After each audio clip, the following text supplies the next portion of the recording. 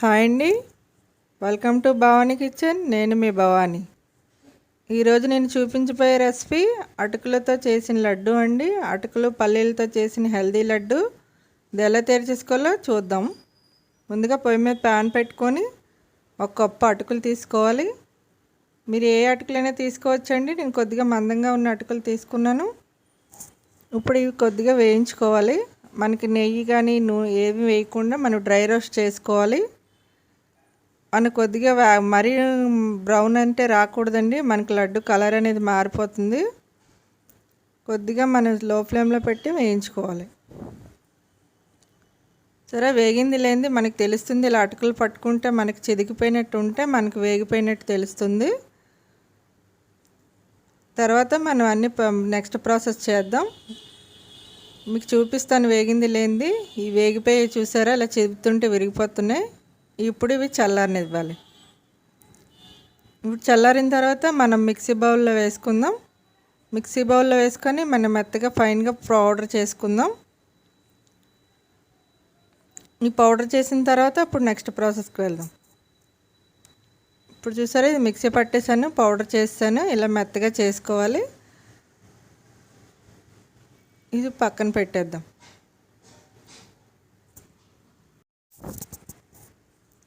ఇప్పుడు ఇది బౌల్లో వేసుకున్న తర్వాత నేను పల్లీలు తీసుకున్నానండి. పల్లీలు వేయించుకున్నాను. నేను ఒక కప్పు అటుకులకి అరకప్పు పల్లీలు తీసుకున్నాను. ఇది వేయించి పొట్టు తీసి పక్కన పెట్టుకున్నాను అనమాట. మనం ఈ పల్లీలు కూడా మనం పౌడర్ చేసుకొని పక్కన పెట్టుకోవాలి. ఇప్పుడు అరకప్పు పంచదార తీసుకోవాలి. పంచదార కూడా పౌడర్ చేసుకోవాలి. మొత్తం అన్నీ రెడీ చేసి పెట్టుకున్న తర్వాత ముందుగా తీసుకున్న అటుకుల పౌడర్లో ఈ పల్లీల పౌడర్ వేసుకోవాలి. ఈ పల్లీల పౌడర్ వేసుకున్న తర్వాత మనం కొద్దిగా కలుపుకుందాం, రెండు కలిసేలాగా.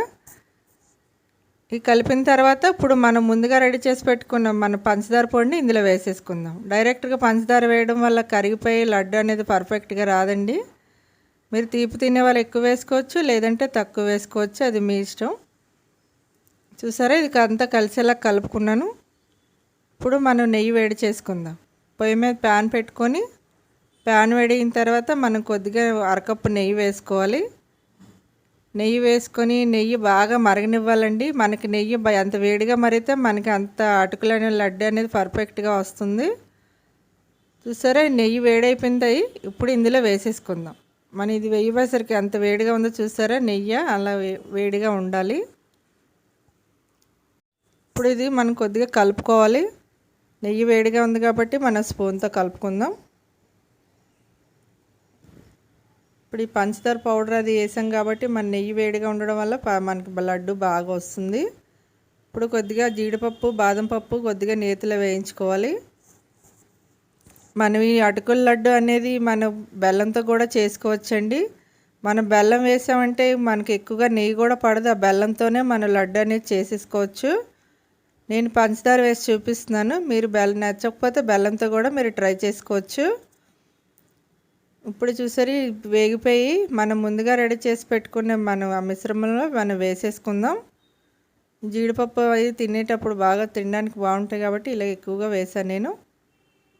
ఇప్పుడు ముందుగా రెడీ చేసి పెట్టుకునే మిశ్రమంలో మనం వేసేసుకోవాలి. ఇప్పుడు ఇవి కూడా వేసిన తర్వాత మనం కొద్దిగా కలుపుకోవాలి. మనం అన్నీ కలిసేలా కలిపేసుకున్న తర్వాత అప్పుడు మనం లడ్డు ప్రిపేర్ చేసుకుందాం.